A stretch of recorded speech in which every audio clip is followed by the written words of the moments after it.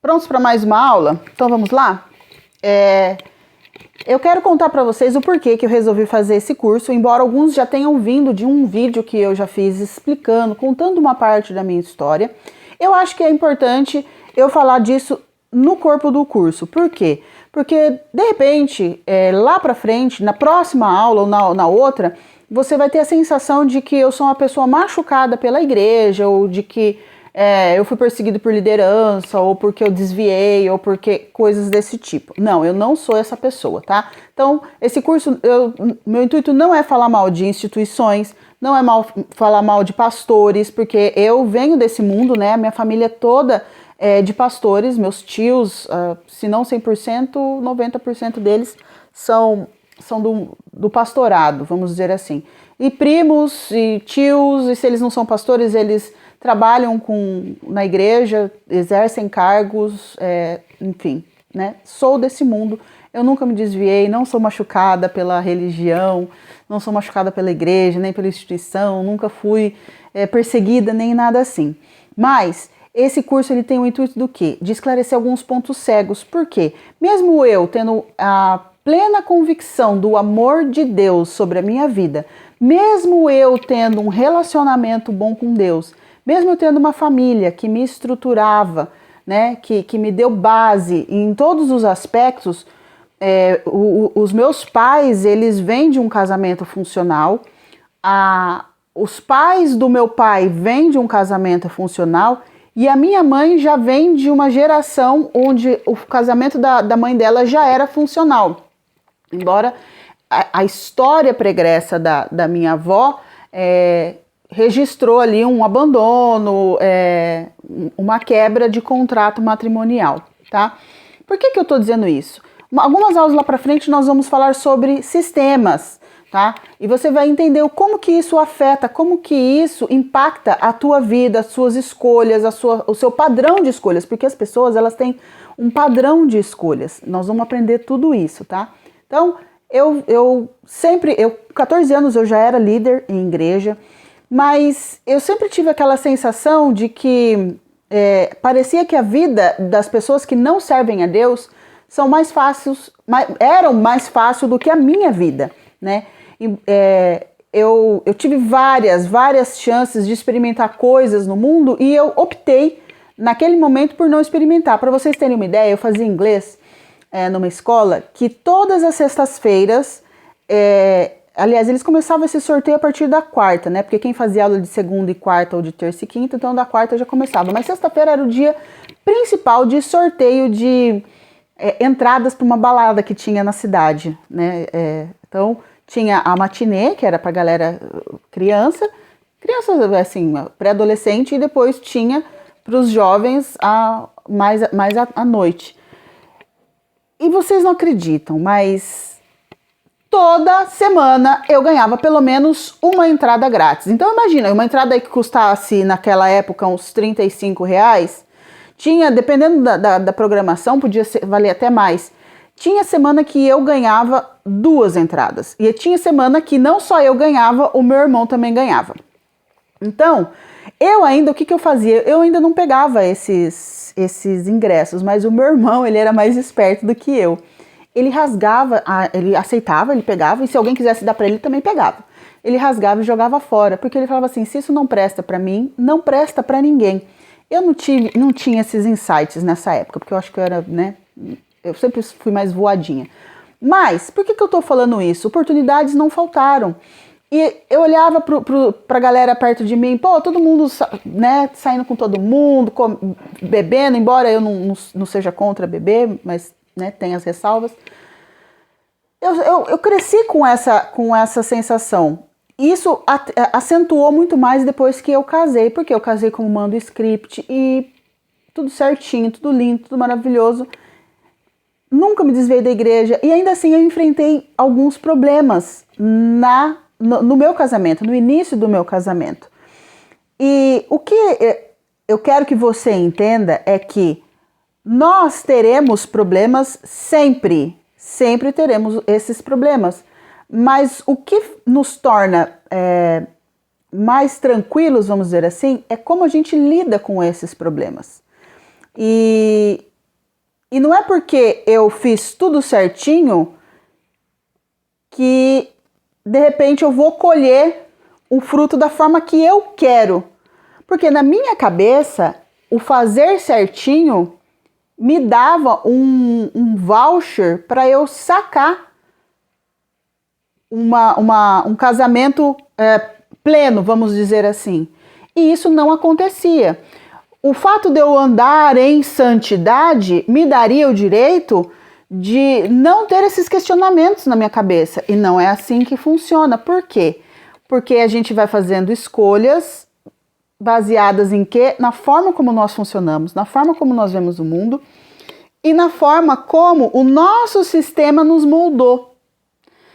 Então, mesmo que eu fizesse tudo dentro do script como a Bíblia manda, claro que eu não posso comparar a minha vida e meu casamento com uma pessoa que não fez as mesmas escolhas que eu me apegava justamente ao sucesso que aquela pessoa tinha e eu não tinha. Só que assim, a pessoa tinha um sucesso e eu tinha 12. Eu não me apegava dos meus 12, eu me apegava no um da outra pessoa. Então você vê como eu estava sempre, a gente está sempre buscando na vida do outro, a gente está buscando no sucesso do outro aquilo que a gente não tem, sem focar naquilo que a gente já tinha. É claro que a maturidade e o estudo e a minha sede de indagação, por quê, me levou para um lugar que eu falei, não, tudo bem, a pessoa teve um sucesso lá no casamento dela nessa área, mas a minha vida é muito mais fácil do que a dela. Por isso que obedecer é sempre melhor do que sacrificar. Queira ou não queira, a maior parte do tempo eu estava fazendo aquilo que era certo e eu colhi o resultado. Mas eu estava sempre focado naquele um sucessozinho que a pessoa tinha. E eu ignorava todo o resto, ok? Então, nesses questionamentos, eu aprendi com o meu pai a observar a vida das outras pessoas. Porque meu pai sempre me falava, Violeta, você ganha a entrada aí pra balada, mas você tem a chance de escolher ir ou não ir. E ele falava assim, você quer ir? Aí eu não respondia nada, ficava assim, por quê? Metade de mim queria saber como que era aquilo. A outra metade dizia para mim, não vai valer a pena. E ele dizia assim, meu pai sempre falava assim, se fosse você, eu não iria. Não tem por que você mexer numa lixeira ou não tem por que você experimentar algo que não vai te trazer nada. Para que se você já sabe que isso não vai te preencher, por que você vai lá, né? E é muitas vezes nessa da curiosidade, assim como Eva, né? Aparentemente foi a curiosidade que levou ela para esse lugar. Tem outros fatores também, né? Mas a curiosidade em primeiro lugar, que leva às vezes a pessoa a tocar no pecado, a experimentar o pecado para ver se é legal. Então, às vezes nem é tão legal assim, é muito mais legal obedecer, é muito mais legal estar na presença de Deus, é muito mais legal se relacionar com Deus, sentir essa paz, mas num momento às vezes de fragilidade, num momento justamente da fragilidade do sistema da pessoa, e quando eu falo de sistema aqui, os problemas que nós enfrentamos, eles são repetidos, eles não são novos, é muito difícil você criar um novo problema. Quer dizer, você pode criar, mas em geral é só repetição de um padrão familiar. Então, quando eu comecei a observar a minha própria família, que já era um baita de um laboratório, vamos dizer assim, eu comecei a ver que a minha vida, a minha forma de viver, ela era muito distante em problemas, eu quero dizer, os meus problemas eram muito menores do que de alguns parentes, de alguns amigos próximos.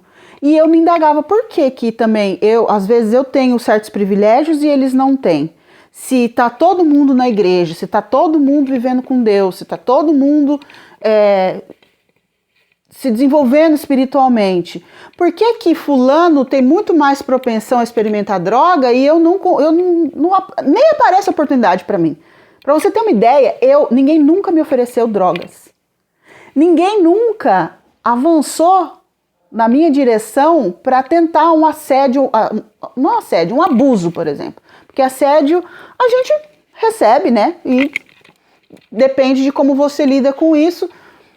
Já foi assediada? Talvez, acho que já tenha sido, mas isso não entrou para mim como um trauma. Mas para outras meninas que eu conversava, isso entrava como, era lido como um trauma. Então essas questões que ficavam na minha cabeça. Por que para mim não é trauma, para ela é trauma? Por que o fulano lá ofereceram droga para ele? A gente era da igreja, a gente ia junto para a igreja. Para ele ofereceram droga, ele aceitou, para mim nem ofereceram. E para outro ofereceram e o cara conseguiu negar. Por quê? Que aquela outra pessoa lá, meu coleguinha da igreja, quando fez 16 anos se desviou. E eu não, ou a outra não. Então essas questões começaram a pipocar na minha cabeça e eu fui buscar a resposta, né? E nessa de buscar a resposta me tornei terapeuta. E nessa de me tornar terapeuta, eu acabei atendendo um público, porque parece que a gente atrai certas coisas que são mais parecidas ou que são do mesmo universo. Eu via muito isso no meu colegial. Eu tinha um grupo de amigas que elas pensavam mais ou menos como eu. Elas tinham um senso de moralidade mais ou menos igual ao meu. Mesmo eu querendo me relacionar com as meninas mais porra louca, vamos dizer assim, que eram as meninas que viviam a vida do jeito que elas achavam, eu não conseguia estabelecer um canal de comunicação de fazer amizade, de andar junto, eu não conseguia. E até hoje, todas as pessoas que chegam até mim, faz esse exercício com você, olha em volta, a gente acaba atraindo ou pessoas semelhantes. E aí, depois, lá um pouco mais pra frente, nós vamos ver que às vezes você também atrai pessoas muito abaixo do teu nível. Isso é um problema. Quando você atrai pessoas acima do teu nível, isso quer dizer que você já entendeu algumas regras da vida e você começou a fazer uma curva de ascendência para você melhorar. Então, o ideal seria que nós nos relacionássemos com pessoas sempre acima da gente, mais inteligentes, mais espertas, mais ricas, tá? Violeta, isso é discriminação. Até o final do curso você vai entender que isso não é discriminação, isso é uma forma de você modelar outras pessoas, modelar outros ambientes para que você possa transbordar nas pessoas que estão abaixo de você, tá? Então, quando o mar sobe, imagina uma marina, uma baía que tem um monte de barco. Tem barco de pescador, tem barco de pesca esportiva, tem lancha pequena, lancha grande, barcão, barquinho. Quando a maré sobe, os barcos grandes sobem e os pequenos ficam embaixo? Não, a maré sobe todo mundo junto. Então, que você seja a maré, não seja o barquinho, entendeu? Então, depois a gente vai ver isso conforme o curso for rolando. Então, esses questionamentos eu fui fazendo e fui achando as respostas. Então, nós vamos começar, a partir de agora, esmiuçar onde tudo isso começa, onde tudo nasce, como que nasce, o porquê que nasce, como isso se desenvolve ou como deveria de se desenvolver, como que a gente consegue ler tudo isso que eu estou te falando e como que a gente chega numa solução, ok? Te espero na próxima aula.